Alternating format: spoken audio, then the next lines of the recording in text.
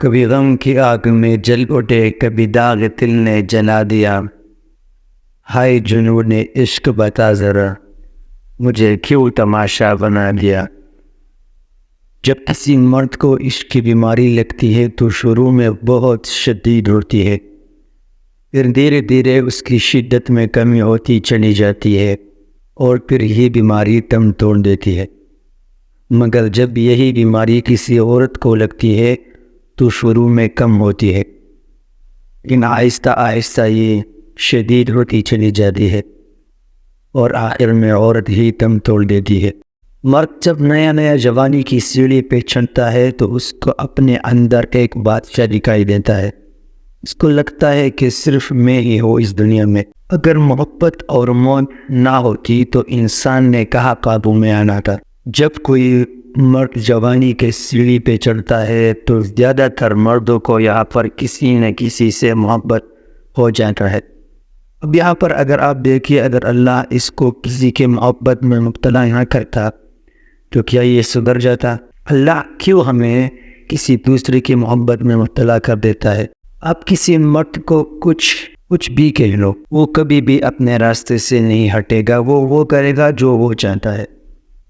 لیکن جب اس کو عشق ہو جاتا ہے تو یہ اپنے من پسند عورت کی ہر بات سننے کے لیے ہر وقت تیار رہتا ہے۔ اس میں جوانی کا اتنا نشہ ہوتا ہے کہ اس وقت یہ جان دینے کی بھی باتیں کرتا ہے، پر جب یہ دنیا اس مرد کو استعمال کرنے لگ جاتی ہے، اب ان کو کچھ سمجھ میں نہیں آ رہا کہ اس کے ساتھ کیا ہو رہا ہے اور کیا نہیں ہو رہا۔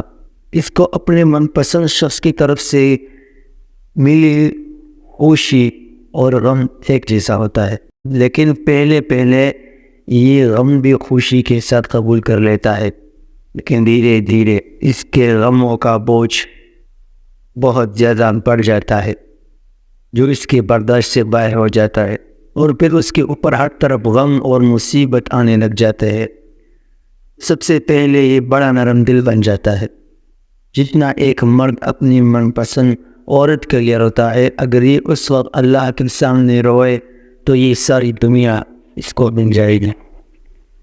جب اس کو کسی بھی طرف سے خوشی نظر نہیں آتی، ہر طرف سے مصیبت، دنیا میں بدنام، ہر کسی کی گالی سننا، گھر والوں کے تانے، دوستوں سے جدا، اب کوئی نہیں رہا، یہ بالکل اکیلا ہو جاتا ہے۔ یہ معاشرے میں بہت زیادہ بدنام ہو جاتا ہے۔ جب اس کو چاروں طرف سے کوئی دکھائی نہیں دیتا تو اس کے پاس صرف ایک راستہ بن جاتا ہے، جہاں اس کو اس وقت کوئی امید نہیں ہوتی۔ اس سے پہلے یہ وہاں پر کبھی گیا ہی نہیں، اس سے پہلے اس نے وہاں پر کبھی دیکھا ہی نہیں، اور نہ وہاں دیکھنے کی عادت ہے، لیکن اب دیکھنا پڑے گا کیونکہ دوسرا کوئی راستہ بچا ہی نہیں۔ اور جب یہ پہلی بار آسمان کی طرف دیکھتا ہے تو وہاں اس کے آنسو لاکھوں سارے غم، سارے مصیبتیں، پریشانیاں بیان کر دیتے ہیں۔ یہ نماز پہلے بھی پڑھتا تھا، لیکن اس نماز میں اور جب اس نے عشق کیا اس کے بعد اس نماز میں زمین اور آسمان کا فرق ہے، کیونکہ پہلے اس کو محبت کے بارے میں کچھ بھی نہیں پتا تھا، لیکن اب یہ دنیا آزما کر آیا ہے۔ اب سجدے کی قیمت جانتا ہے، اب یہ جان چکا ہے کہ لوگ کیوں اللہ کے سامنے جھک جاتے ہیں۔ پہلے تو اس کو سجدہ صرف ایک ورزش ہی لگتا ہے، پھر اس کو ہوش آ جاتا ہے کہ سب میرے ساتھ کیوں ہوا۔ جب کوئی دنیا سے روٹ کر اللہ کو اپناتا ہے، اللہ کی طرف مڑتا ہے، تو پھر اس کو اللہ سے بڑے شدت سے عشق ہو جاتا ہے، کیونکہ اب یہ جو بھی کرتا ہے اس کی ہر کام میں شدت پائی جاتی ہے۔ نفرت کرتا ہے، شدت سے کرتا ہے، محبت کرتا ہے، شدت سے کرتا ہے، خوش ہوتا ہے، مکمل طور پر خوش ہوگا۔ اس کے ہر کام میں آپ کو شدت دکھائی دے گی۔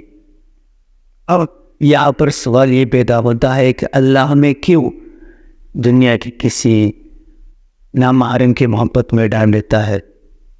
اللہ اصلیت دکھا دیتا ہے ہر رشتے کی، ہر تعلق کی، اور جب انسان وہ سب کچھ آزما دیتا ہے تو پھر پوچھتا ہے کہ اب بتا میرے سوا کون ہے تیرا؟ کیا اللہ اس کو ایسے ہدایت نہیں دے سکتا تھا؟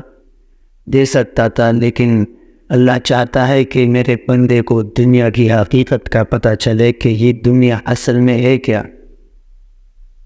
دھوکے سے بھرا ہوا انسان کبھی بھی محبت نہیں کر سکتا۔ اس کی سب سے بڑی وجہ یہی ہوتی ہے کہ ہمیں اس دنیا کی اصلیت کا پتہ چل جاتا ہے، ورنہ یوں مرد کو اپنی من پسند عورت کے علاوہ اس دنیا میں کوئی بھی طاقت اس کو سیدھے نہیں کر سکتی سوائے اللہ کی۔ لیکن اللہ اس کو دکھا دیتا ہے کہ یہ ہے دنیا، ہم بتا کون ہے؟ میرے سوا تیرا ہے کون؟ تو یہاں پر جب کوئی بندہ لوٹ کر آتا ہے اللہ کے پاس تو وہ سچا اور پکا ہوتا ہے ہر وعدے کا، کیونکہ اس نے دنیا دیکھ لی، اس نے دیکھ لیا کہ جب کوئی وعدہ خلاف کرتا ہے تو کتنا دکھ ہوتا ہے۔